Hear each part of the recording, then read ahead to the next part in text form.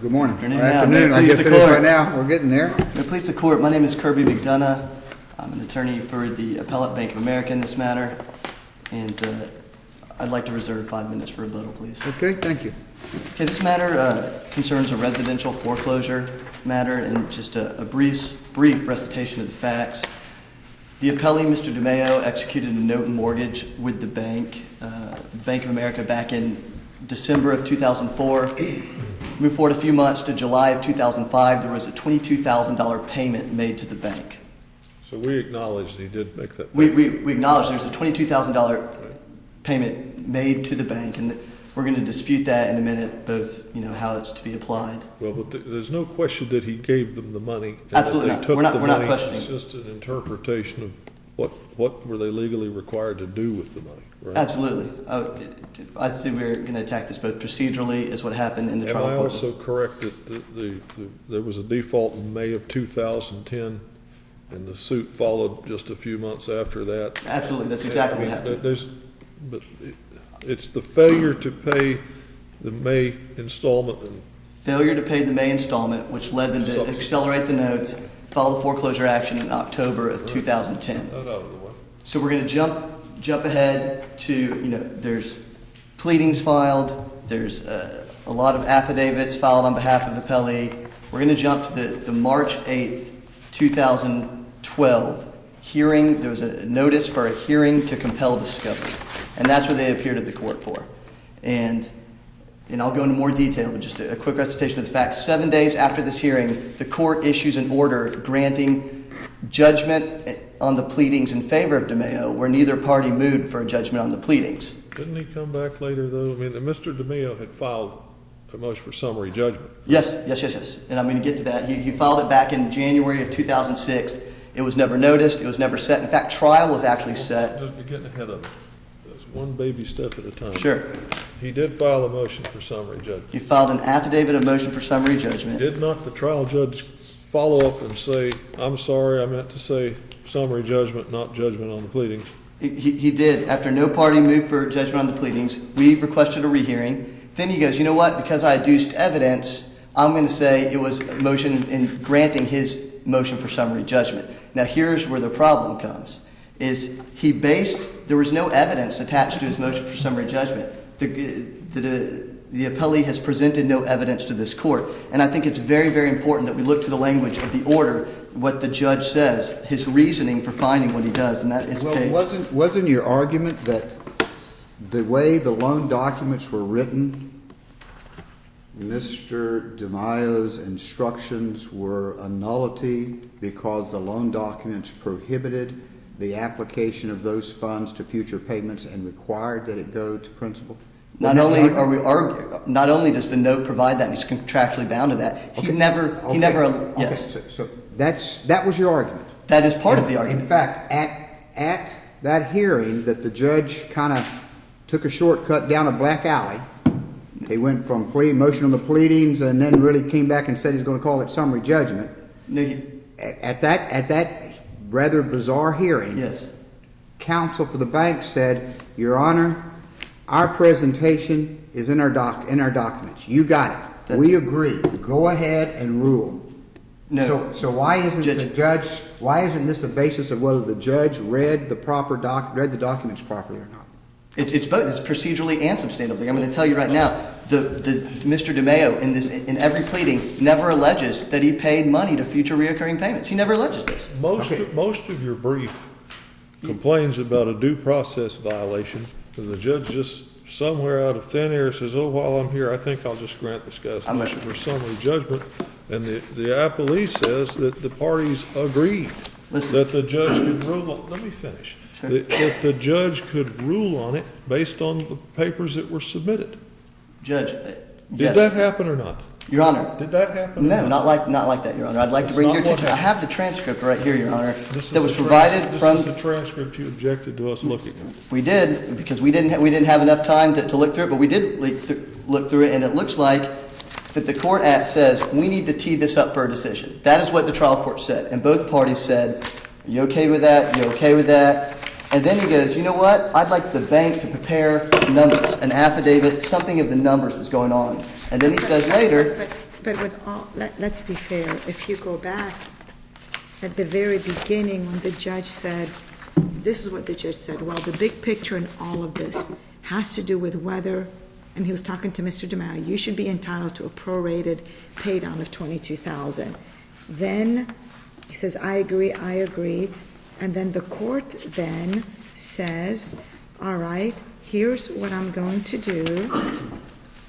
He says, all right, my preference, if both sides would agree to this, would be instead of dragging this out, let me look at this submission, let me make a decision that comports with the law, the equity, and with common sense, and then issue a decision, and let's stop the bleeding. And both sides said, yes, sir, and then the court said, and if you're both in agreement, both of them said, it's fine with us, Your Honor. How can that be a violation of due process? no party had moved for judgment on the pleadings. There had been no hearing set for motion for summary judgment. And let's say in arguendo that they are allowed to move forward, and that is okay what the trial court did, moving forward to the due process issue. I want you to specifically to the evidence on record, because that's all the trial court can look at when deciding summary judgment. And so the evidence is we have a receipt from the bank that says cashier's check for principal reduction, page 51 of the record, that says what he paid that money towards. We have the language of the note, specifically section 4 of the note, I have the right to make payments of principal any time before they are due. A payment of principal only is known as prepayment. I'll skip down to the last line of that paragraph. There will be no changes in the due dates on or in the amount of my monthly payment unless the note holder agrees in writing to those changes. So that says specifically in the note how any prepayment is to be applied. The cashier's check says $22,000 for principal reduction. So the way that, not to insult your intelligence, I'm sure you understand how loans work. The bank lends money, secures it with a mortgage on the home, amortizes it over 30 years. And if the trial judge made a finding that Mr. DeMaio gave them specific instructions, all those documents are in error. The receipt's in error if he gave them those instructions. And the judge clearly pointed out the fact that Mr. DeMaio has said he's given them directions. He says, if Mr. DeMaio is correct and he gave these directions, then this is the way it goes. That was agreed. And then counsel says, our position is stated in our papers. Judge, you're missing, with all due respect, you're missing that he never alleges that he made future reoccurring payments. He never directed to the bank. He alleged, okay, the trial judge, for whatever reason, out of the blue, said, Mr. DeMaio, I think is going to, he didn't say that. He said, Mr. DeMaio has said he gave directions when he made those payments to apply it to future payments. I will challenge you on that, Judge. That did All not right, happen. let's read what the trial judge said. I'll read the transcript to you. The big picture has to do with all of this, whether talking to Mr. DeMaio, you should be entitled to pay the prorated pay down of the $22,000 based upon what you say were your directions. Now, are you telling me that Mr. DeMaio had never told the judge that he had given those directions? Yes, Your Then Honor. how did the judge come up with that statement? That's exactly why we're here, Your Honor, because that statement, I'm looking at the pleadings. This judge just made up a fact? That is why we are here, Judge, because he looked at evidence that wasn't on the trial court record. Now, wait a minute. That's the problem. Yes. I'm not suggesting that there was sworn testimony under oath, cross-examined. Exactly. But what I am saying is at some point in time, Mr. DeMaio must have said in an argument, in an informal conversation that is not evidence. Now, stay with me. I'm with you. Evidently, at some point in time, he made a statement, not evidence, I gave them directions. No, he never said that, Your Honor. He never said that to the judge. What he tells the court is, I paid $22,000 in 2005 because I got an inadequate insurance policy and I was scared of the future. So I paid $22,000 for an insurance policy that I never got. He never says, please direct this towards future reoccurring payments. He never said that to the judge, and he never told the judge. He never told the judge that he told that to the No, Your cleric Honor. receiving that money.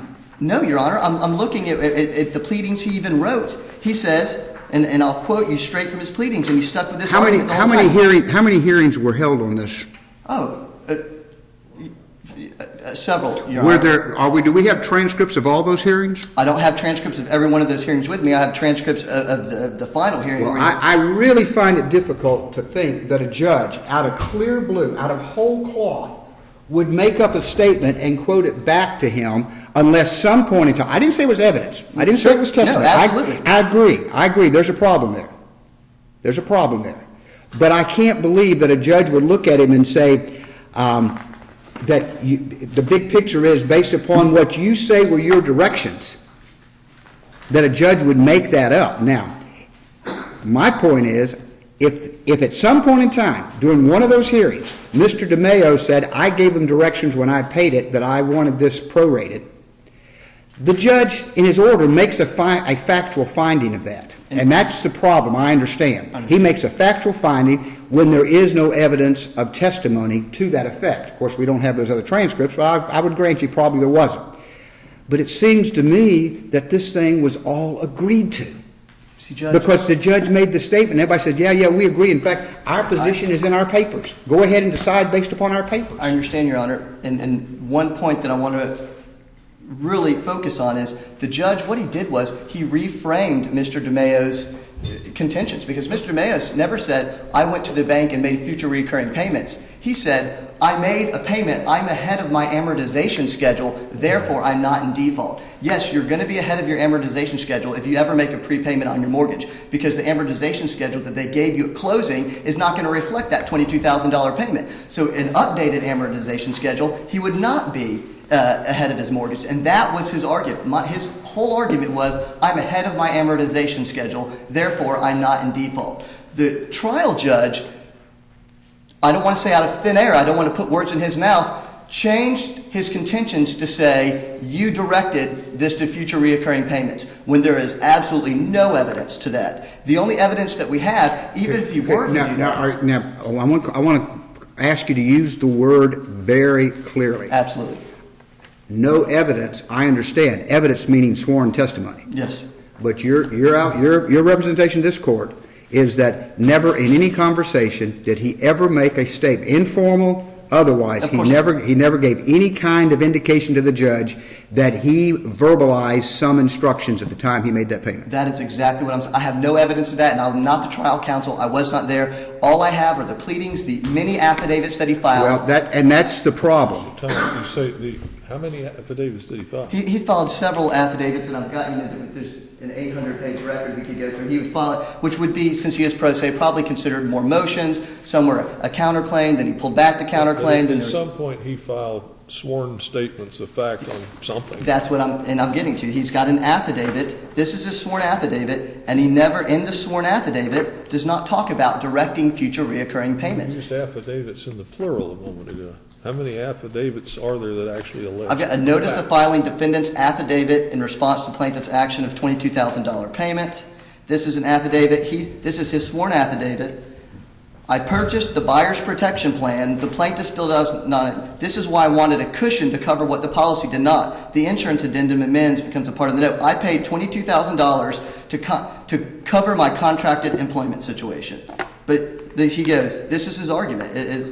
The plaintiff says in his affidavit, I owe a balance of $104,000. The amortization schedule back from the date of closing says I owe $132,000. Therefore, I am not in default and never have been. That is the argument he has presented to the court. Not that I directed a bank. Furthermore, he couldn't just walk into a bank because the note says we can't change the terms to this without both parties sign. Both parties moved for summary judgment? No. Just the defendant? Just the defendant moved for summary judgment. It was never set for hearing. Neither party moves for judgment on the pleadings. And as you see in the transcript, I agree that trial counsel says, I'm fine with that, I'm fine with that. But then the court renders this decision based on evidence that's just not there, based on even testimony. Fine with it until you didn't get the answer you liked. But most of your brief was consumed with all these due process arguments. I understand that, Your Honor. There was a lot of due process argument. What I'm interested in is whether he should have granted it or not. I think that the substantive argument is a lot stronger argument that there is absolutely no. We agree on that. So what time is left to you? Okay, I will save some time for rebuttal and let Mr. DeMayo. Okay, you're at 13:25, That's so fine. you've got a couple minutes. Okay. Hi, folks. Mr. DeMayo, before you begin, let me just give you one instruction.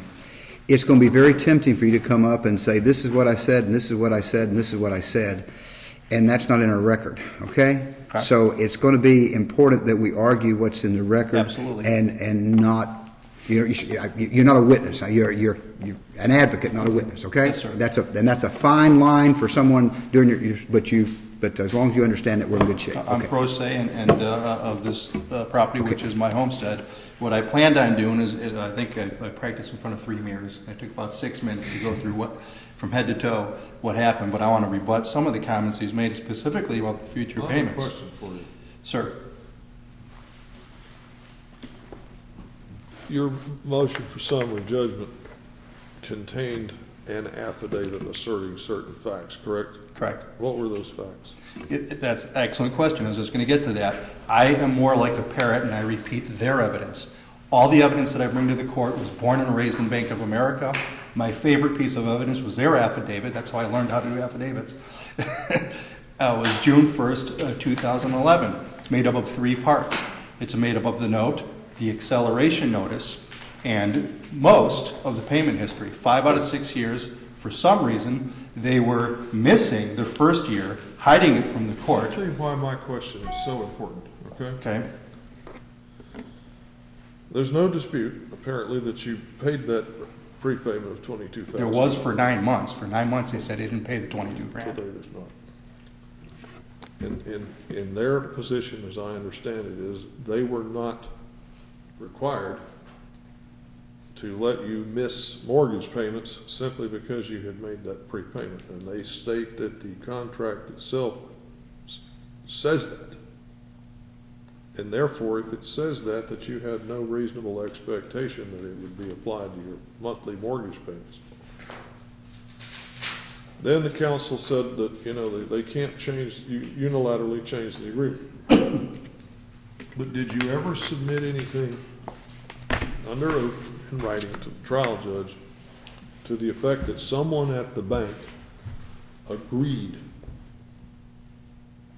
to apply this money to monthly payments? Not from the bank. When I did this was shortly after I bought the policy, which says if I die, it's paid off. Disabled, paid off. If unemployed, monthly payments are made unless you're a contract employee like me.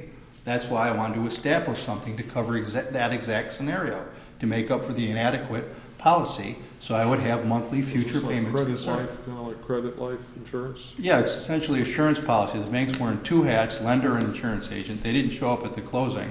But back to the affidavit from June 1st, they missed the first payment. And I want to make this clear. I'm not doing a gotcha. Where they didn't say I was paying the 22 grand. But it's important to hold it up and say that at this point, they're still saying for that affidavit, and they're showing the court 5 out of 6 years, except for the $22,000 year, 2005 that I paid, the most important year, they're hiding from the court. They're still saying I didn't pay the 22 grand. In an April 22nd pleading, they say it's not part of the subject note. Alongside that affidavit from June 1, they have the acceleration notice and the note. In the acceleration notice, at the very last part of the page, it says, I think I've got it memorized by now, please specify if you want additional amounts used towards future payments rather than principal. That's what it says in their notice of acceleration. So somewhere in their world, that policy is allowed. And now it's in an affidavit where they say you can do it.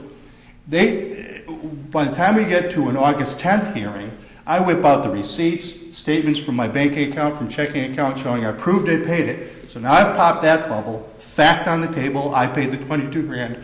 The other bubble that they're raising in the air, yeah, you can use additional monies towards future payments, except instead of principal. Now that they know I have additional monies, they want to take that away, and now they switch gears and argue you can't use it's only for principal. You're telling me, as I understand it, that notwithstanding what the loan agreement says, that there's some other document that came from this bank. Absolutely. That gave you the impression that you could take that extra money and use it for this purpose instead of just paying down the principal.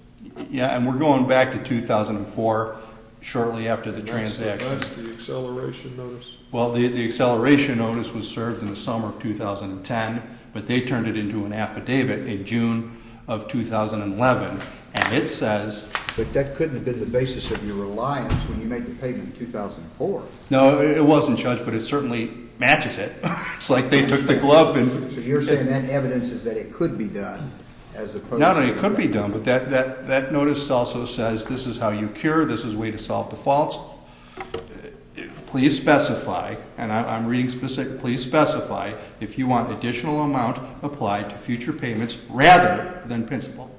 That's their language in their document of how to cure. You understand the procedural problem we have.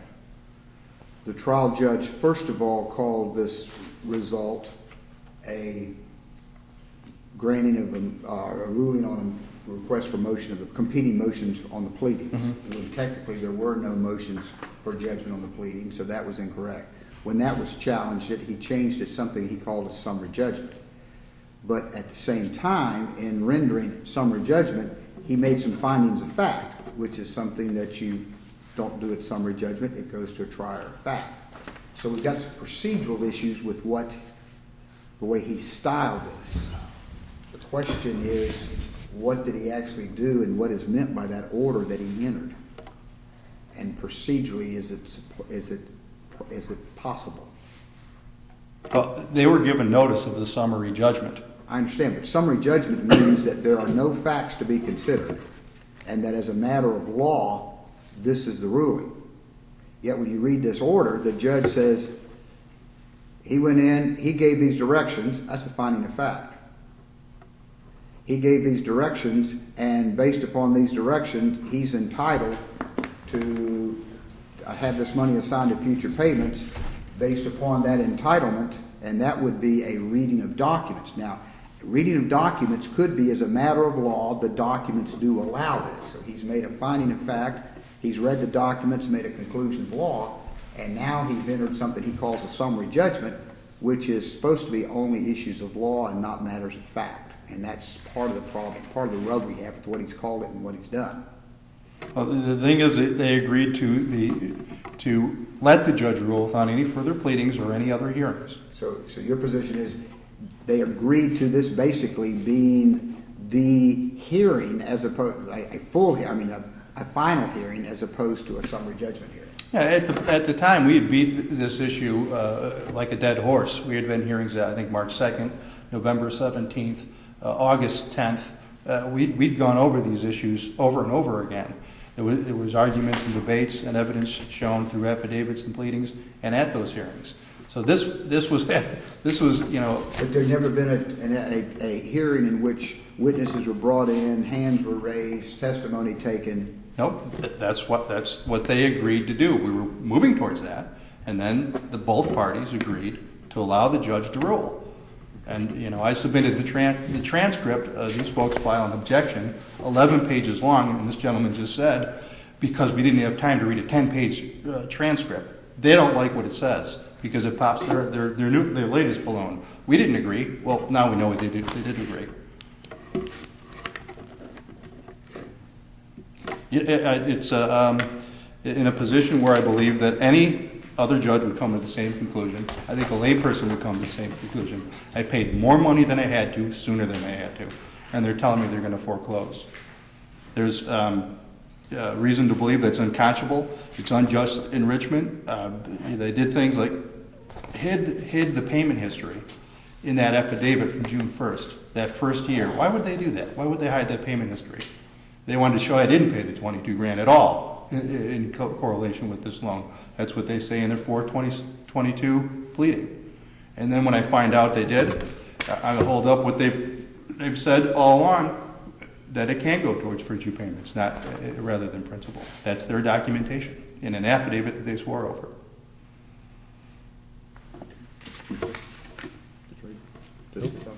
No questions. Thank you. Okay. I have a question for you, young man. Excuse me, Your Honor? I have a question for you. Yes, sir. There's several. Yes, sir. Please understand that my brain is much older than yours and probably not hardly anywhere near as efficient. But I take baby steps. Yes, sir. Again, there's no dispute that he paid the $22,000. Yes, Your Honor. And I'm not the trial counsel. I don't know what transpired at the beginning of this case. Maybe they said we don't. I'm not worried Yeah, about that. no, sure. All I'm worried about is today. There's no dispute he paid the $22,000. No dispute. There's a $22,000 payment from July. And the loan agreement, or mortgage or whatever, Yes, sir. says that if you can do that, you can pay in advance, it will be applied to reduce the principal only, correct? It does say that. Yes, sir. Right? But it will not be used to lower or skip mortgage payments. Yes, exactly. In fact, the last paragraph says you'll pay each monthly payment as it is, as he did for 3 years. But by paying down the principal, if that's what the money should be used for, that is presumably some advantage to the borrower. Over the life of the loan, you will save a significant amount of money. Over the life of the loan, That is meaning the- when you get to the end of the payout, you're paying down principal only, at that point, that money's already been paid. What they're saying is when you're allowed to prepay, as you know, the banks will lend, amortize it over 30 years, so they make money off the interest on these. They'll say, you know what? Sure. We still want our money back. So if you want to prepay, we will reduce the amount that we'll actually make in principal, but we'll allow you to prepay without a penalty.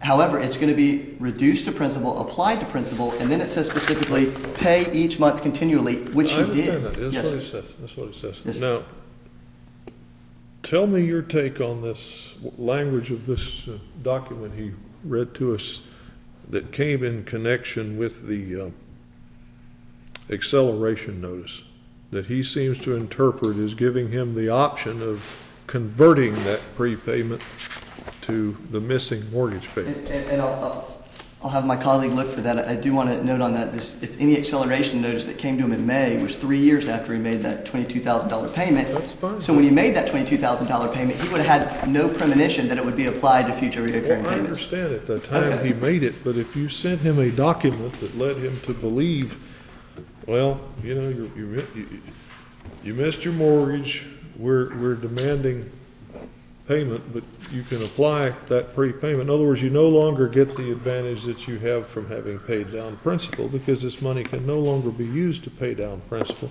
But he interprets it as saying, you know, he can sort of subtract some of that prepayment and apply it to his. I'm going to take the monthly bill. benefit, but if I ever default on my mortgage, I'm going to be able to go back in time and say, whoa, whoa, whoa, whoa, I meant that to go to cover in case this Well, ever he happens. says that the language gave him reasonable belief he could in fact do that. Yes, Your Honor, we're going to look for that paper right now. And more importantly, while he's finding this, I just want to, he did acknowledge that he never went to a branch and said future recurring payments, as the order says that he did. So, you know, even he acknowledges that language, he No, I never, don't. you just said that you never went. No, I'm not- Okay, Yes, Your I'm Honor. not worried about that. I want to know about Language this of this- acceleration I notice. did it for that purpose. Acceleration. The insurance policy. Perhaps the judge saw that and felt, you know, this is ambiguous, and maybe he felt like it was even okay with the bank to do it. The bank is never. I never saw a bank so unhappy to get $22,000.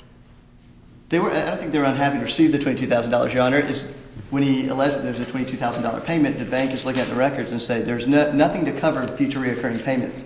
As any note works these days, credit card or whatever, if I have a $5,000 balance and I decide to pay over my minimum payment, I still owe money the next month. And he knew that. He's been in real estate for 28 years. He might be naive to procedural law, but certainly not to the mortgage industry. I And should have been the trial judge in this case. I'd have locked the two of you in a room with a mediator and never let you out.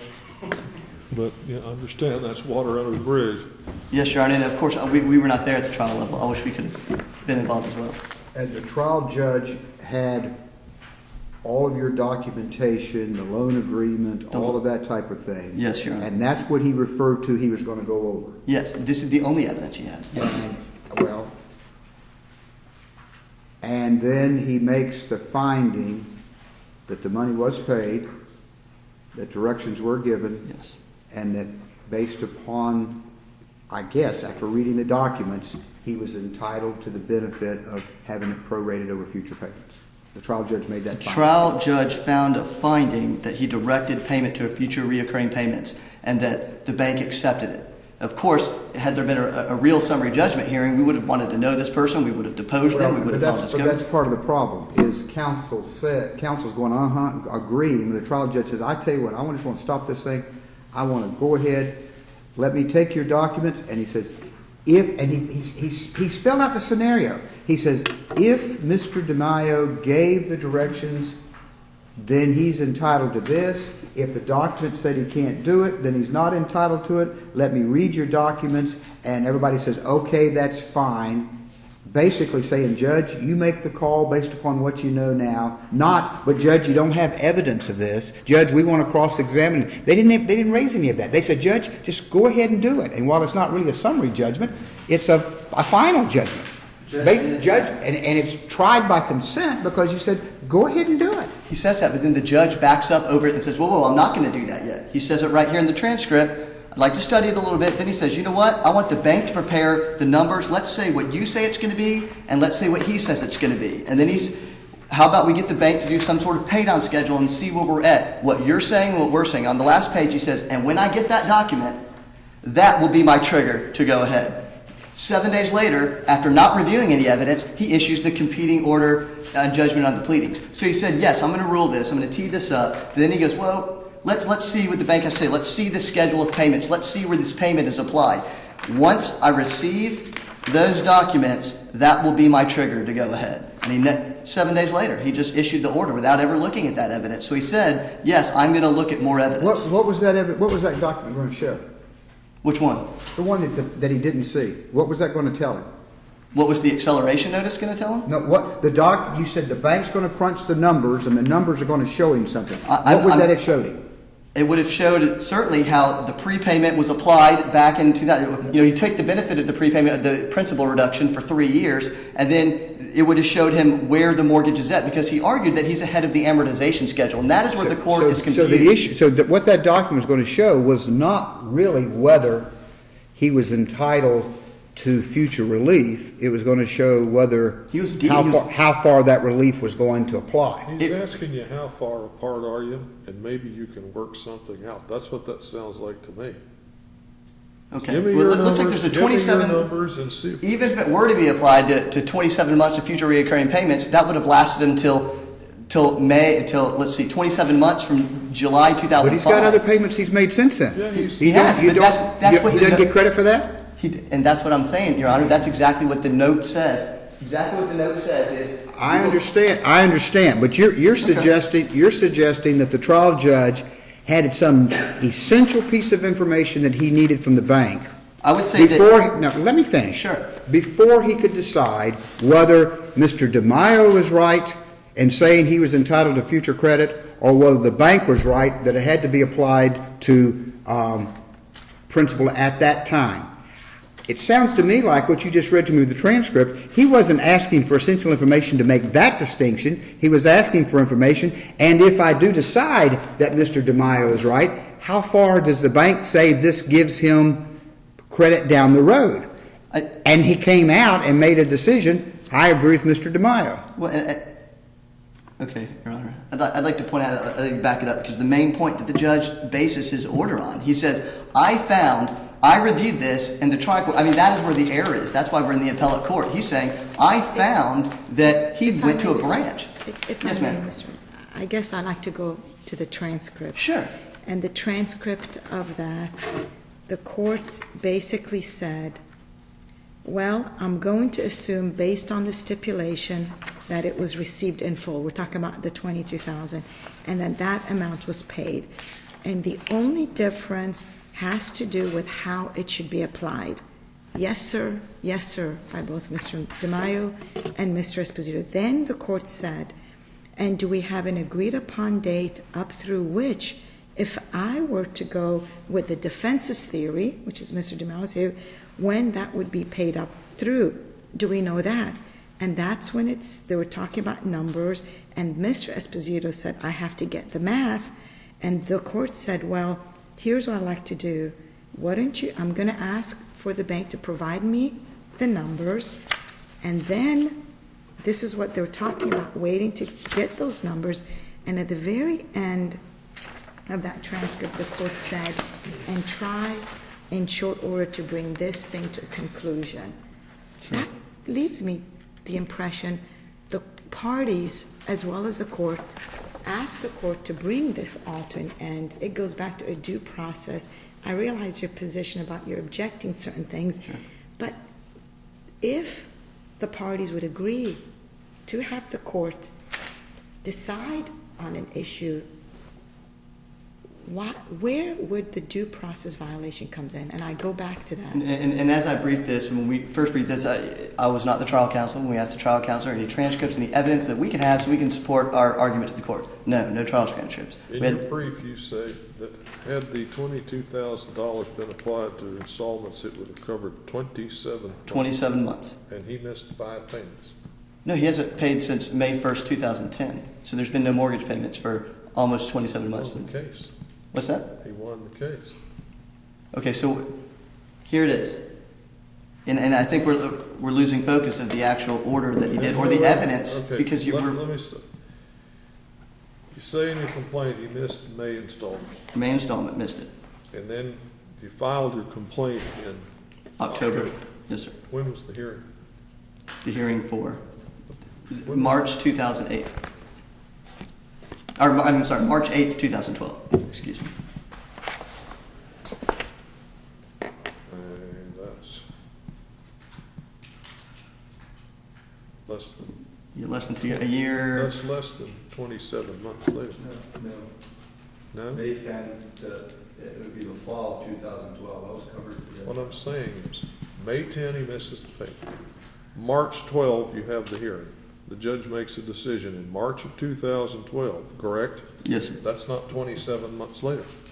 No, you're right. It's So not. basically, if we applied, as the defendant is arguing, as the appellee's arguing, we would contradict the note that he is bound to, contradict the payment schedule, and say that he went to a branch and directed a payment when that didn't happen. So if we want to go Well, against the I'm not contract. sure he's saying that. That's what I'm That's hung up on. what the because judge said. When he,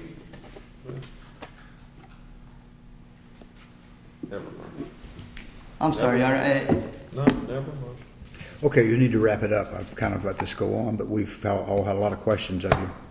Sure. I thank you for your time. I certainly didn't, want to annoy you. I just wanted to get to the point of the evidence that the judge relied on when rendering his decision. Therefore, it should be reversed back to the trial court level, allow Bank of America to proceed with its foreclosure action, and certainly there's issues of material fact that if he wants to raise at trial, that would be the appropriate place to do that. Thank you for your time. Very good. Thank you both.